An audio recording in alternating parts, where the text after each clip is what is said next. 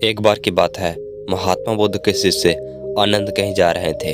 रास्ते में उन्होंने देखा कि एक अधेड़ व्यक्ति चट्टान पर बैठा रो रहा है। वे उसके पास गए और बोले, क्या बात है बालक, तुम कौन हो और क्यों रो रहे हो?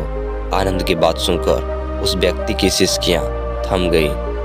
वह अपने आंसू को पोंछता हुआ बोला, मैं पास का गांव का रहने वाला एक बदनसीब व्यापारी हूँ। मैं जो भी काम करता हूँ वह बिगड़ जाता है। व्यापार के चक्कर में मैंने अपनी पत्नी के गहने गंवा दिए, मैंने परिवार को भी खो दिया, यहाँ तक कि मेरा घर भी गिरवी पड़ा है। मुझे तो लगता है कि मैं किसी काम का नहीं हूँ, मेरी किस्मत ही खराब है। उसकी बात सुनकर आनंद बोले, तुमसे किसने कहा बालक कि तुम्हारी किस्मत खराब है? जरा मैं भी तो जानूं कि तुम्हारी किस्मत में क्या खराबी है। वह व्यक्ति बोला, पहले मैं खेती करता था पर हर साल उसमें घाटा होता था। कभी सूखा पड़ जाता तो कभी ज़्यादा बारिश के कारण फसल बर्बाद हो जाती। इससे परेशान होकर मैंने अपना व्यापार शुरू करने का निश्चय किया। मैंने पत्नी के गहने बेचकर अपना व्यापार शुरू किया, लेकिन मेरा व्यापार नहीं चला। शुरू में परिवार वालों ने मेरा साथ दिया, लेकिन जैसे जैसे मुझे नुकसान होने लगा, मेरे परिवार वाले भी मुझसे दूर हो गए। मैं यह सब उनके लिए ही तो कर रहा था, लेकिन अब वे लोग मुझे देखकर नजरें फेर लेते हैं और मुझे ही परिवार का दुर्दशा का जिम्मेदार ठहराते हैं। उस व्यक्ति ने एक लंबी सी सांस ली और बोला, मेरा एक मित्र है, उसने भी मेरे साथ अपना व्यापार शुरू किया था। उसका व्यापार अच्छा चल रहा है। वह जब भी मेरे घर आता है तो अपनी सफलता की कहानियाँ सुनाता है। उसकी बातें सुनकर मेरे घर वाले भी कहते हैं कि उसे देख और कुछ सीख। हमें तो लगता है कि तेरे बस का कुछ भी नहीं है। उन लोगों की बातें सुनकर अब तो मुझे भी लगने लगा है कि शायद मेरे बस का कुछ भी नहीं है। अब तो मुझे अपना जीवन ही व्यर्थ लगने लगा है। मेरे मन में ख्याल आता है कि अपना जीवन समाप्त कर लो। मैं यहाँ आया भी इसी मकसद से था, लेकिन हिम्मत नहीं कर पाया, इसीलिए यहाँ एकांत में बैठकर विलाप कर रहा था। आनंद बोले, ओह ये बात है, वैसे क्या तुम इसके अलावा और भी कुछ कहना चाहते हो? उनकी बात सुनकर वह व्यक्ति बोला, एक और मेरा हर काम खराब हो जाता है, दूसरी ओर मेरा मित्र है जो हर समय मुझे नीचा दिखाने का प्रयास करता रहता है। मुझे तो समझ में ही नहीं आता कि मैं क्या करूं। आनंद बोले, क्या तुम अपने मित्र की बात सुनकर दुखी हो जाते हो?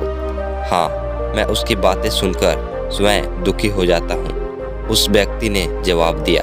आनंद ने पूछा, तुम्हें किस बात का दुख है, अपने असफल होने का या मित्र के सफल होने का? उनका सवाल सुनकर वह व्यक्ति एक पल के लिए सोच में पड़ गया। फिर वह बोला, अगर मैं सच कहूँ तो मुझे अपने असफल होने का उतना दुख नहीं होता जितना कि मित्र के सफल होने का दुख होता है। अर्थात यदि तुम्हारा मित्र असफल हो जाए तो तुम्हें खुशी होगी? आनंद ने प्रश्न किया। वह व्यक्ति बोला, हाँ, मुझे बहुत खुशी होगी। इसका मतलब कि तुम्हारी खुशी तुम्हारे मित्र पर निर्भर है? आनंद बोले, अगर वह चाहे तो तुम्हें खुश कर सकता है और अगर वह चाहे तो तुम्हें दुखी कर सकता है। तुम स्वयं से न तो खुश हो सकते हो और न ही दुखी हो सकते हो, अर्थात तुम अपने मित्र के गुलाम हो गए हो, इसीलिए तुम्हारा कुछ भी नहीं हो सकता। ऐसा ना कहे महात्मा, उस व्यक्ति ने हाथ जोड़ दिए। आपकी बातें सुनकर मुझे कुछ आशा बंध रही है। आनंद बोले, जब हम किसी से आशा बांध लेते हैं तो उस पर निर्भर हो जाते हैं। ऐसे में हमारी खुशी और दुख भी उस पर निर्भर करने लगता है। इससे बेहतर है कि तुम अपने आप से आशा बांधो। जब तुम ऐसा करोगे, साथ ही पूरे जतन से काम करोगे, तो तुम्हें सफलता अवश्य प्राप्त होगी। कहते हुए आनंद ने एक पल के लिए उस व्यक्ति की ओर देखा और फिर अपनी बात आगे बढ़ाई। तुम्हें लगता है कि तुम्हारा मित्र तुम्हें दुखी करने आता है, पर अगर विचार करो तो वह बातें तो सच ही कहता है। वह अपने संघर्ष और अनुभव की बातें बताता है। तुम उन बातों से बहुत कुछ सीख सकते हो। तुम्हें इसके लिए उसका धन्यवाद करना चाहिए कि तुम्हें घर बैठे अनुभव मिल रहे हैं। तुम उन अनुभवों का लाभ उठा सकते हो। नई शुरुआत करो, कर्म करते जाओ, हार मत मानो। एक दिन तुम्हें सफलता अवश्य मिलेगी। आज तुम जिसे अपना बुरा वक्त या बुरी किस्मत कह रहे हो, एक दिन यह बदल जाएगी। इसी के साथ तुम्हारे विचार भी बदल जाएंगे। और देखना, जब तुम्हारा अच्छा वक्त शुरू होगा तब तुम्हारा मित्र भी तुम्हें अपनी सफलताओं की कहानियां नहीं सुनाएगा, तब वह अपनी असफलताओं की बातें बताएगा, ताकि तुम उसकी बातों को सुनकर भ्रमित हो जाओ, तुम्हारा आत्मविश्वास हिल जाए और तुम गलत निर्णय ले सको। लेकिन उस समय भी तुम्हें अपनी बुद्धि का प्रयोग करना होगा। तुम्हारा मित्र जैसे आज तुम्हें दुखी करने आता है, उसी तरह उस समय भी वह तुम्हें दुखी करने आएगा, क्योंकि जिस तरह उसे दुखी देखकर तुम्हें मजा आता है, उसी तरह से उसे भी तुम्हें दुखी देखकर उतना ही मजा आता है। वह व्यक्ति बोला, आपने सही कहा, लेकिन मेरा सबसे बड़ा दुख यह है कि मेरे परिवार वाले भी उसमें शामिल है। वास्तव में मैं अपने परिवार वालों के लिए अच्छा करना चाहता था, लेकिन वे लोग भी मेरी बात नहीं समझते। वे भी मुझे गलत कहते हैं और अब तो वे मेरे साथ भी नहीं हैं। आनंद बोले, मैं सब समझ गया, तुम सांत्वना चाहते हो। वास्तव में इस दुनिया में सभी लोग सांत्वना ही चाहते हैं। हम चाहते हैं कि हम जब भी कुछ करें तो लोग हमारी प्रशंसा करें, लेकिन आमतौर से ऐसा नहीं होता, इसीलिए हम दुखी हो जाते हैं।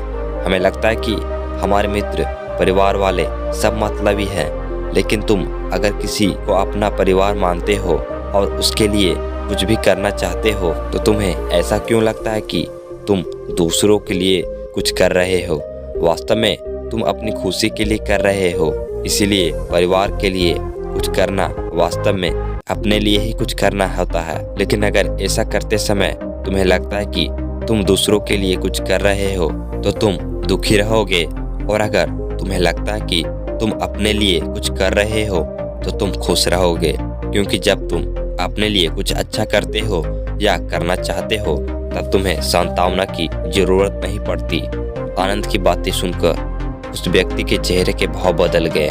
वह बोला, आप सही कह रहे हैं, मैं समझ गया हूँ।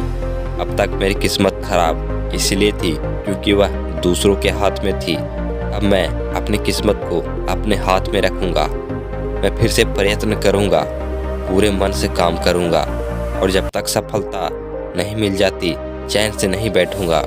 उस व्यक्ति की बात सुनकर आनंद मुस्कुराए और उसे एक छोटी सी डिबिया देते हुए बोले, इस डिबिया को हमेशा अपने पास रखना। इसमें एक ऐसा राज है जो तुम्हें बड़े से बड़े दुख से भी बाहर निकाल लेगा, लेकिन इसे तभी खोलना जब तुम्हारे जीवन में कोई रास्ता ना सुझाई दे और तुम्हें लगे कि सब व्यर्थ है, या दुनिया व्यर्थ है, या रहना भी व्यर्थ है। उस व्यक्ति ने आनंद को धन्यवाद दिया और डिबिया को लेकर चला गया। उसने नए उत्साह के साथ फिर से अपना व्यापार आरंभ किया। उसका व्यापार चल निकला। अपनी मेहनत और लगन के बल पर वह एक बड़ा व्यापारी बन गया। परिवार वाले भी उसके साथ आ गए। उसका जीवन हंसी खुशी बीतने लगा। वह भूतकाल का रोना छोड़ चुका था। वह भविष्य काल की भी चिंता नहीं करता था, बस अपने वर्तमान को संवारने में लगा रहता, और जो कुछ भी वह करता था वह अपने लिए करता था, अपनों के लिए करता था, इसीलिए वह प्रसन्न था। उसके जीवन में अब कोई दुख नहीं था। लेकिन वक्त हमेशा एक जैसा नहीं रहता है, वह बदलता रहता है। उसके जीवन में भी बदलाव आया। एक दिन उसके राज्य पर पड़ोसी राजा ने चढ़ाई कर दी। उसने इस राज्य पर अपना कब्जा कर लिया। उसके सैनिकों ने चारों ओर लूट मार मचा दी। उन्होंने व्यापारी का सारा धन लूट लिया। उसके घर में आग लगा दी। जान बचाने के लिए उसे अपने परिवार के साथ वहां से भागना पड़ा। वह व्यक्ति अपने परिवार के साथ कई दिनों तक इधर उधर भटकता रहा। वह दाने दाने को मोहताज हो गया। उसका बच्चा बीमार हो गया। इलाज के अभाव में वह तड़पने लगा। यह देखकर उसका हृदय चित्कार कर उठा। वह कैसे अपने बच्चे का इलाज कराए? उसके पास तो खाने के लिए भी पैसे नहीं थे। ऐसे में उसे एक बार फिर निराशा ने घेर लिया। उसे लगने लगा कि उसका जीवन व्यर्थ है, सारी दुनिया व्यर्थ है, किसी भी बात का कोई मतलब नहीं है। भले ही आप अपने जीवन में कितना भी कुछ कर लो, कितनी भी सफलता हासिल कर लो, पर अंततः यह जीवन समाप्ति हो जाता है। तो फिर ऐसे में जीवित रहने का क्या फायदा? इससे तो अच्छा है कि वह अपने जीवन को समाप्त कर ले। लेकिन तभी उसके दिमाग में आनंद की दी हुई डिबिया कौंध उठी। उसने उत्सुकता के साथ उसे खोला। डिबिया के भीतर एक पर्ची रखी हुई थी। पर्ची पर कुछ लिखा हुआ था। उसे पढ़कर उसकी आंखों के आगे छाया का अंधेरा छट गया और वह मुस्कुरा पड़ा। पर्ची पर लिखा हुआ था कि यह समय भी बीत जाएगा। उसने डिबिया को अपनी मुट्ठी में बांध लिया और एक नई शुरुआत के लिए उठ खड़ा हुआ।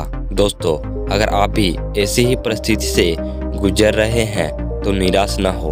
अपने अतीत पर शोक मत करें, ना ही भविष्य की चिंता करें। अपने वर्तमान को जिए और उसे बेहतर बनाने के लिए सच्चे मन से प्रयत्न करें। यकीन माने, जल्द ही आपकी किस्मत भी बदलने वाली है।